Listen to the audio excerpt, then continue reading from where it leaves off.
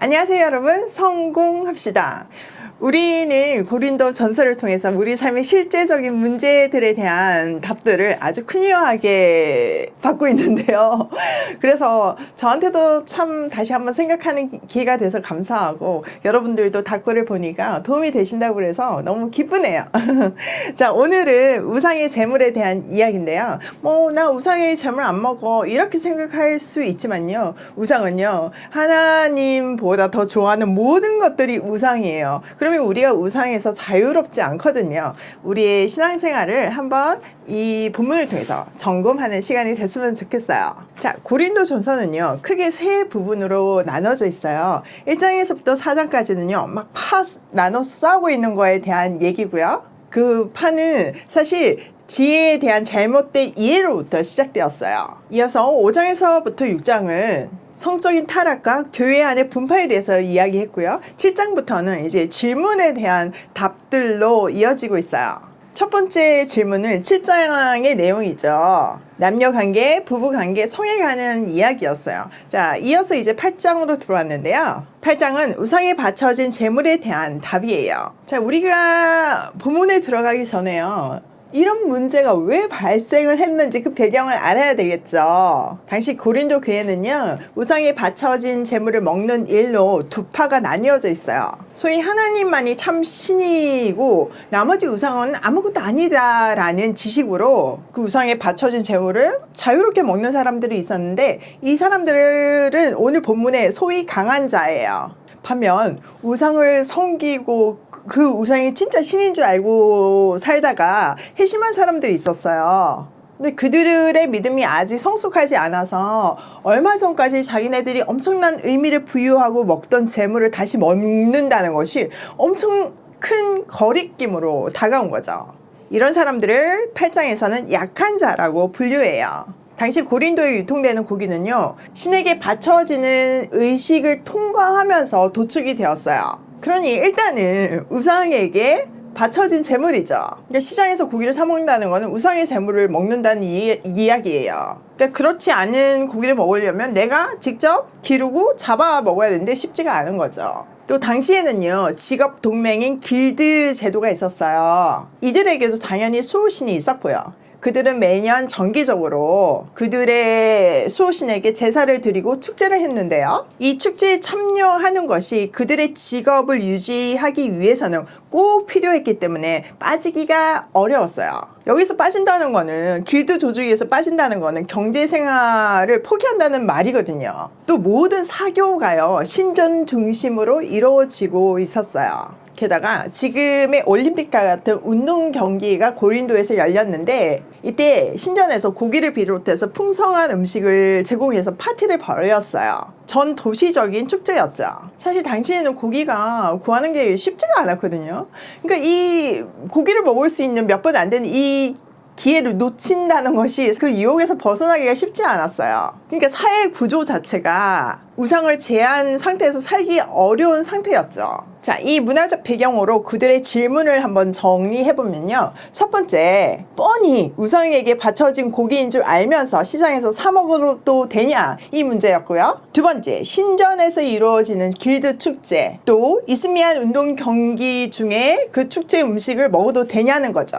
자, 이런 배경을 염두에 두고 이제 본문으로 들어가 보도록 할게요. 1절, 우상의 재물에 대하여는 우리가 다 지식이 있는 줄 아나 지식은 교만하게 하며 사랑은 덕을 세우나니. 자, 우리 모두가 지식을 가지고 있다 말아요. 이 말은요 소위 고린도 교회의 강한 자들의 주장이었어요. 바울은요 그들에게 지식은 교만하게 하지만 사랑은 공동체 안에 덕을 세워 올린다고 말하고 있어요. 강한 자들은요 약한 자들을 막 비웃기도 하고요, 또 부추겨서 우상의 재물을 먹거나 우상 축제에 참가하게 했어요. 그거 아무것도 아니니까요. 우상은 없으니까요. 그런데 아직도 우상이 있다고 생각하고 그 영향력이 느껴지는 것 같이 생각되는 믿음이 약한 사람들에게는 같이 강한 자들과 함께 우상 축제에 참가하고 나면 강한 죄책감과 혼란에 휩싸였어요. 굉장히 꺼림칙한 거죠. 그리고 하나님이 혼내실 것 같고요. 그러니까 이런 강한 자들의 지식은 잘못되었다는 거죠. 지식이 아니라 눈높이를 약한 자에게 맞춘 사랑으로 공동체의 덕을 세우라고 권면하고 있어요. 자, 2절. 만일 누구든지 무엇을 아는 줄로 생각하면 아직도 마땅히 알 것을 알지 못하는 것이요. 이건 강한 자들에게 하는 말이죠. 한마디로 말하면 너희 아직 제대로 모른다. 안다고 얘기하는 거 그 자체가 제대로 모른다는 증거다. 이 얘기죠. 고린도 교인들은요. 하나님에 대한 어떤 지식의 조각들을 들고서 그게 다인 줄 착각하고 자랑하고 있었어요. 게다가 그 조그만 지식을 붙들고 방종한 삶을 살고 있었고요. 근데 바울은 얘기하는 것이 십자가의 사랑은 그런 이론이 아니라 실제라는 거죠. 예수님이 말만 하신 것이 아니라 십자가에서 실제로 우리를 대신하여 죽어주심으로 십자가의 사랑을 완성하신 것처럼 우리도 그렇게 해야 한다는 말이에요. 진리가 너희를 자유케 하리라는 말씀의 그 자유는 진리이신 예수님의 그 십자가의 순종의 자리까지 가는 것이 참 지식이고 그 지식이 우리를 자유케 한다는 말이에요. 자, 3절.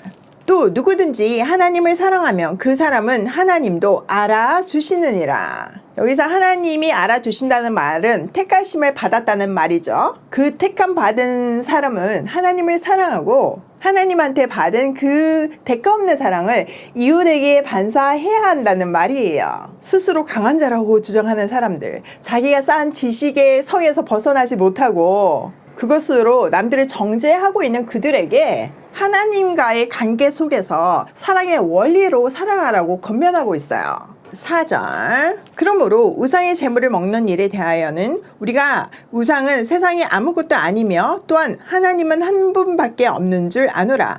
비록 하늘에나 땅에나 신이라 불리는 자가 있어 많은 신과 많은 주가 있으나 그러나 우리에게는 한 하나님 곧 아버지가 계시니 만물이 그에게서 났고 우리도 그를 위하여 있고 또한 한 주 예수 그리스도께서 계시니 만물이 그로 말미암고 우리도 그로 말미암아 있느니라. 그들의 질문에 대한 단도직입적인 답은요. 세상의 우상은 아무것도 아니고 신은 하나님 한 분밖에 없습니다. 예요. 헬라 세계에서는 진짜 수많은 신들과 많은 주가 있죠. 그런데 우리에게는 오직 아버지가 되시는 하나님 한 분만 계시다는 말이에요. 만물이 그 하나님으로부터 창조되었고 택함 받은 우리는 그분을 위해서 존재한다는 말이죠. 택함 받은 우리는 그분을 위해서 존재해요. 그리고 예수님 또한 창조주이시고 우리는 그분을 통해서 구원을 받았어요. 자, 이렇게 강한 자나 약한 자 모두에게 하나님과 예수님이 어떤 분인지 명확한 정의를 내려줬어요. 7절. 그러나 이 지식은 모든 사람에게 있는 것이 아니므로 어떤 이들은 지금까지 우상에 대한 습관이 있어 우상의 제물로 알고 먹는 거로 그들의 양심이 약하여지고 더러워지느니라. 근데 문제는 이 지식이, 이 자유함을 주는 지식이 모든 사람에 있는 것이 아니라는 거예요. 아직 약한 자들은요, 우상에게서 완전히 자유롭지 못했어요. 그래서 우상에 바쳐진 재물에 여전히 우상의 영향력이 있는 것 같이 느껴져서 못 먹는 거예요. 그러니 지금 이 6절의 이 중요한 내용은요, 강한 자에게는 하나님을 믿는다는 것은 우리의 존재 목적이 하나님의 영광을 위해 있다는 것임을 일깨워주는 것이고, 그 지식이 요구하는 삶의 방법은 그 지식이 요구하는 삶의 방법을 알려줬어요. 또 약한 자들에게는요, 하나님에 대한 지식을 명확하게 설명해 줌으로써 막연한 두려움에서 벗어날 수 있게 해줬어요.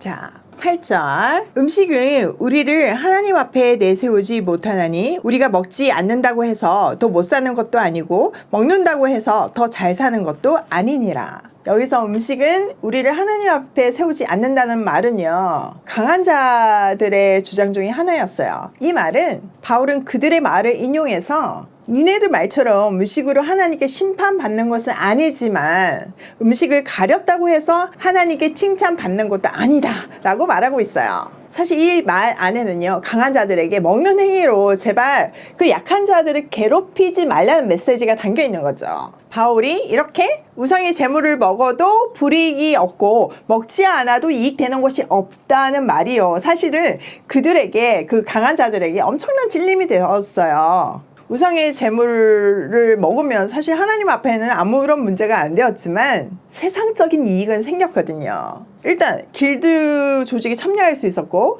축제에서 마음껏 먹을 수 있었잖아요. 사교 생활도 할 수 있었고요. 이런 교묘한 이익 추구의 마음을 신학적으로 교묘하게 가려가지고 마음 편하게 하고 있을 뿐만 아니라 그것을 약한 자들에게까지 강요해서 그들이 걸려 넘어지게 하고 있는 거거든요. 그러니까 그 마음을 딱 꼬집어서 얘기하면서 니네도 정신 차리고 행동하고 약한 자들은 기다려주라고 말하고 있는 거예요. 자, 9절. 그런지 너희의 자유가 믿음이 약한 자들에게 걸려 넘어지게 하는 것이 되지 않도록 조심하라. 여기서 분명하게 그리스도인들의 자유는 무한한 것이 아니고요, 약한 자들에게 걸림돌이 되지 않는 한계를 가지고 있음을 밝혀요. 이거는 우리도 꼭 기억해야 해요. 사실 한국 교회 안에서도요, 수많은 그 문화적 배경을 근거해서 문제들이 있죠. 술, 담배 등등 율법적인 문제들은 목숨같이 지키면서 자기 신앙을 자랑하고 정작 윤리적인 문제는 가볍게 넘어가는 사람들이 너무나 많아요. 기독교 윤리를 기껏해야 술, 담배, 주일 성소로 한정을 짓고 그것들을 지키는 것에 집착하고 그것이 마치 신앙 좋은 것인 양 자랑하면서 정작 더 큰 윤리적인 문제들은 범하고 있는 거죠. 그 윤리적인 문제들이 뭐예요? 마몬신에 빠져가지고, 다른 말로 하면 더 쉽게 말하자면 돈에 빠져가지고 이웃에게 피해가 되는 줄 알면서 부를 착취하고요, 또 노동력도 착취하고요, 탈세하고요, 부동산 투기하고요, 그 외에도 여러 가지 투기들을 하죠. 뇌물을 주기도 하고 나쁜 상품을 팔기도 하고 또 서비스를 제공하기도 해요. 정작 더 중요한 일들에게는 아무런 거리낌을 느끼지 못해요. 죄의식도 느끼지 못해요. 진짜 우리 마음을 점검해봐야 돼요. 이런 문제들 속에 있는 소위 강한 자들에게 바울은요, 그게 믿음이 아니라고 가르치고 있어요. 우리에게도 그건 믿음이 아니라고 말하고 있어요. 믿음이 아닌 것들은 잘라냈으면 좋겠어요. 자, 10절. 지식이 있는 내가 우상의 집에 앉아 먹는 것을 누구든지 보면 그 믿음이 약한 자들의 양심이 담력을 얻어 우상의 재물을 먹게 되지 않겠느냐. 그러면 내 지식으로 그 믿음이 약한 자가 멸망하나니 그는 그리스도께서 위하여 죽으신 형제라. 자, 지식이 약한 사람은요, 강한 사람이 신전에 앉아서 아무렇지도 않게 우상을 먹는 것을 보면 용기가 생기죠. 아, 나도 먹어도 되나 보다 하고 또 설득까지 하고 있잖아요. 그러면 이제 용기를 내가지고 그걸 먹는 거예요. 먹고 나서 괴로워하는 거죠. 갈등하고 시험에 드는 거예요. 그런 케이스를 두고 그 약한 사람은 당신의 지식 때문에 망하는 것이라고 말해요. 그 약한 사람은 그리스도께서 그를 위해서 죽으신 귀한 존재라고 강조하면서요, 사실 그리스도인이 되었다고 해도요, 머릿속으로는 복음을 정확하게 아는 것 같지만 여전히 우상들에게 두려움을 느끼는 사람들이 있어요. 약한 사람들이죠. 아직 온전한 믿음을 가지 못한 사람들이에요. 사실 요즘 크리스찬들 사이에도 얼마나 그런 일들이 많아요. 좋은 게 좋은 거라고 궁합 보고 손 없는 날 이사 가고 귀신을 두려워하고 과거에 이제 하나님을 안 믿는 집이니까 우상에 관련된 거가 있을 수 있잖아요. 근데 그거가 아무것도 아니잖아요. 근데 그거를 떼서 버리는 거를 굉장히 꺼려하는 사람들이 있어요. 신이 왠지 보복할 것 같으니까요. 또 종교를 바꾸면 두 신이 싸운다고 생각하는 사람들도 있잖아요. 그래서 한 집에 두 신을 섬기면 안 된다 이렇게 말하잖아요. 근데 그런 것들 모두가요, 우상을 인정하면서 나오는 행동들이에요. 우상이 없거든요. 신은 하나님의 한 분인데 그 나머지 예전에 자기가 몰라서 섬겼던 그런 우상 단지들이 뭐가 문제겠어요.